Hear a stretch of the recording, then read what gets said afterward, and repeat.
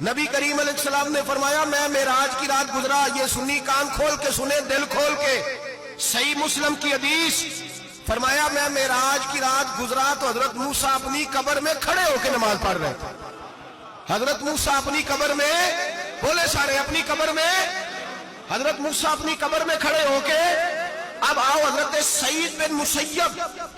تابعی ہیں، صحابہ کے شاگرد ہیں، وہ کہتے ہیں جب یزیدی فوجوں نے مدینے پر حملہ کیا اور یزید کا مقرر کردہ امام آیا تو صحابہ کرام مسجد نبی چھوڑ گئے، 3 دن تک مسجد میں نماز، کہا ہم یزیدی امام کے پیچھے نماز نہیں پڑھیں گے۔ مدینے پہ حملہ ہوا، مکے پہ حملہ ہوا، حضرت سعید بن مسیب کہتے ہیں میں دیوانہ بن کے، مجنون بن کے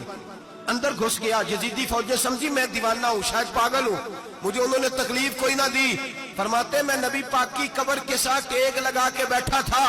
زور کا وقت ہوا تو میں رونے لگ گیا، اب میں نماز کیسے پڑھوں گا، اذان کا کیسے پتہ چلے گا؟ آپ فرماتے ہیں مجھے اللہ کی عزت کی قسم، جب اذان کا وقت ہوا تو نبی پاک کی قبر سے اذان کی آواز آنے لگی۔ فرماتے ہیں جب جماعت کا وقت ہوا تو حضور کی قبر سے اقامت کی آواز آئی، پھر جماعت کی آواز آئی، اور میں نے اپنے نبی کے پیچھے زور کی نماز ادا کی، حضور کے پیچھے۔ حضرت موسیٰ اپنی قبر میں نماز پڑھے اور میرے رسول تو قبر میں جماعتیں کراتے ہیں، حضور جماعتیں کراتے ہیں، اور آپ فرماتے ہیں میں 3 دن مسجد، کان کھول کے دل کھول کے سنو،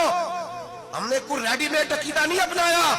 ہم کوئی دائیں بائیں سے پکڑ کے نہیں لے آئے کہ وہ فلاں آیا تھا بہت بڑا، اس نے جبہ کبہ پہنا تھا تو اس کے پیچھے لگ گئے۔ ہم کسی کو نہیں مانتے، ہم تو مانتے ہیں رسول اللہ کے غلاموں کو، ہم تو مانتے ہیں صحابہ کو۔ ہمیں حضرت سعید بن مسیب بتا گئے ہیں کہ جو کہے تجھ کو مردہ وہ مردہ ہے واللہ، تو زندہ ہے واللہ، تو زندہ ہے واللہ، تو زندہ ہے واللہ، میری چشم عالم سے چھپ جانے والے میرے رسول کریم صلی اللہ علیہ وسلم نے فرمایا موسیٰ اپنی قبر میں کھڑے ہو کے نماز پڑھ رہے تھے۔ حضرت موسیٰ اگر زندہ ہے تو جو موسیٰ کے بھی امام ہے،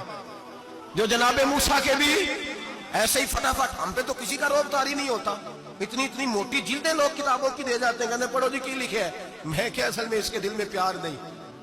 اس نے صرف محمد لکھ کے صلی اللہ علیہ وسلم لکھا ہے، یہ تھوڑی دیر بیٹھتا بریلی کے امام کے پاس تو اسے بتاتے ہیں حضرت محمد نے لکھنا چاہیے امام الانبیاء، سرور کون و مکان، تاجدار حال عطا، لکھنا چاہیے مشکل کشا، حاجت روا، حبیب خدا محمد مصطفیٰ